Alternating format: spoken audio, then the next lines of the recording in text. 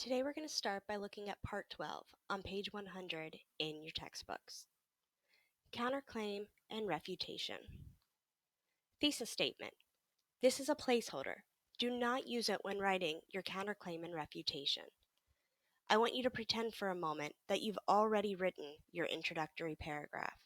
You've already written the lead, you've already written the bridge, and this is our thesis statement.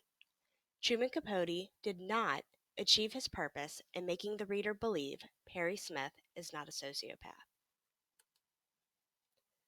So let's start by talking about that word counterclaim, right? Counter means the opposite. So you're going to be writing about the opposite of what you believe.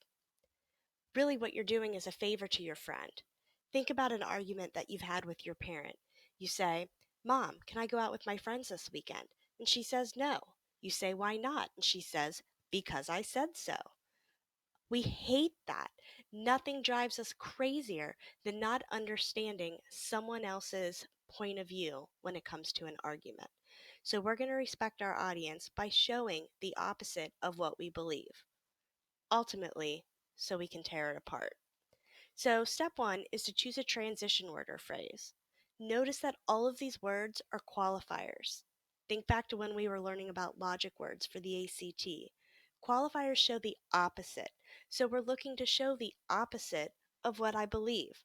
And I gave you a huge list to choose from. I'm going to choose the word although. So because choosing this word is step one, I'm going to write it on the line for step one.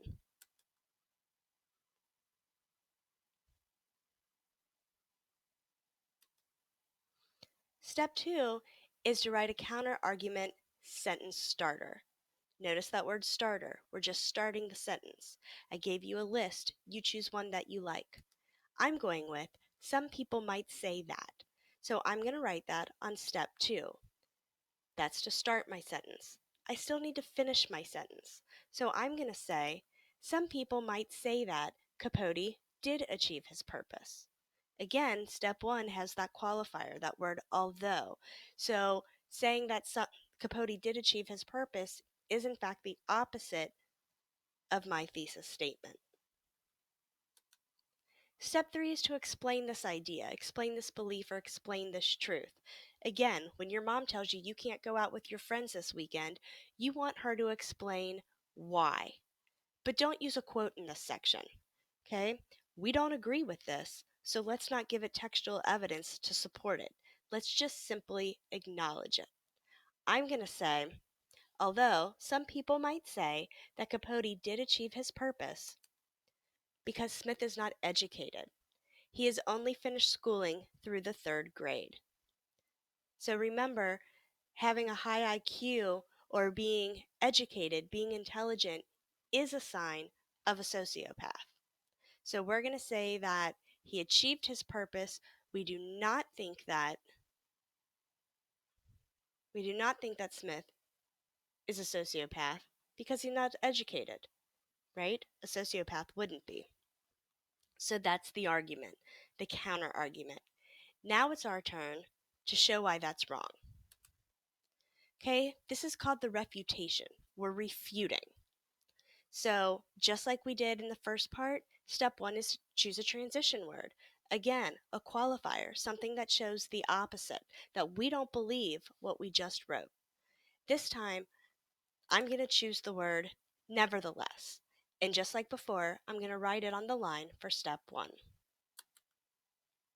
Step two is a topic sentence. We're going to highlight this in pink. If you have highlighters, this would be a good time to have them out. I'm going to call this a rainbow paragraph. Okay, we're going to use pink, orange, yellow, green, blue in that order. We're going to highlight our paragraph to show that we have every part. So step two is the topic sentence. And we're going to do this with yet another sentence starter. This time I'm choosing what they fail to recognize is. Okay, so nevertheless, right, the qualifier from that first piece, what they fail to recognize is, now I have to finish the sentence. What they fail to recognize is natural ability and one's potential is not dictated by the level of education he or she has obtained.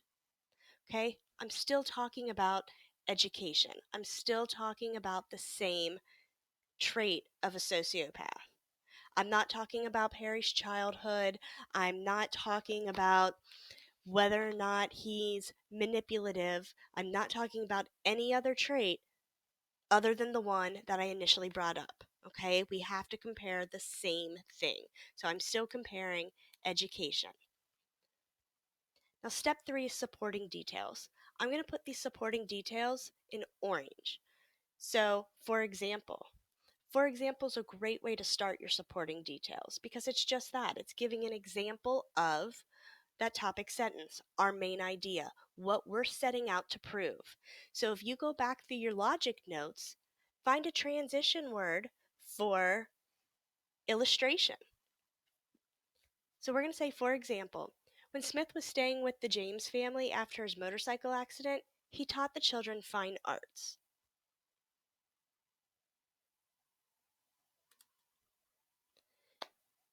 Okay, if you're keeping up with my rainbow paragraph, we've now done pink and orange. We're on to yellow. This is where we're going to introduce the quote. And this is an area that students struggle with a lot. Because this is where you want to say, on page 42, something happens. We don't really need to know page 42, not yet. What we want to know is the context of the quote.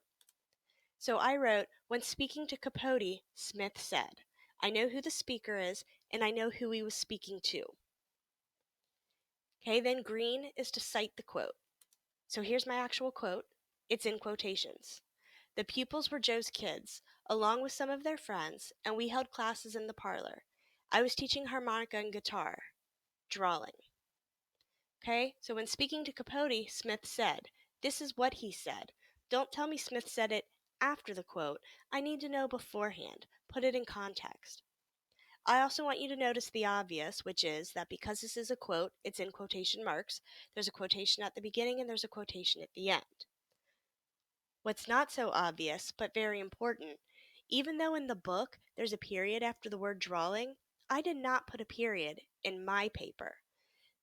That's the end of the quote in Capote's story. In my paper, the end of the quote happens after the page number. That's where my sentence ends. So I have to put the period after the page number, 135. 135 goes in quotation marks. I'm sorry, not in quotation marks, in parentheses. That's all I need.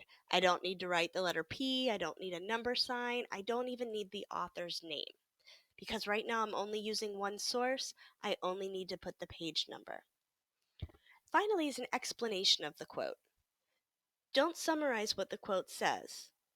Don't tell me, so this shows that Perry was teaching. Show me how this quote supports the main idea.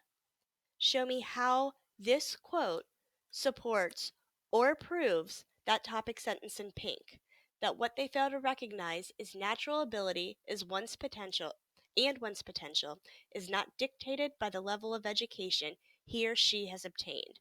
Show me how this quote proves that.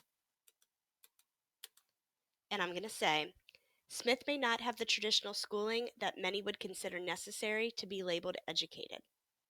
However, he is a self-taught musician and artist, which would not have been possible for him to do if he was not born with the natural ability to accomplish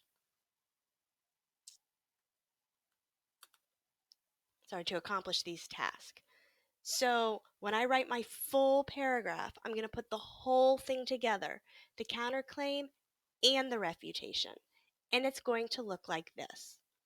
Although some people might say that Capote did achieve his purpose because Smith is not educated, he only finished his schooling through the 3rd grade. Nevertheless, what they fail to recognize is natural ability, and one's potential is not dictated by the level of education he or she has obtained. For example, when Smith was staying with the James family after his motorcycle accident, he taught the children fine arts. When speaking to Capote, Smith said, the pupils were Joe's kids, along with some of their friends, and we held classes in the parlor. I was teaching harmonica and guitar, drawing. Smith may not have the traditional schooling that many would consider necessary to be labeled educated. However, he is a self-taught musician and artist, which would not have been possible for him to do if he was not born with the natural ability to accomplish these tasks. So here's what I want from you. First, you're going to read pages 159 to 163 in your textbook.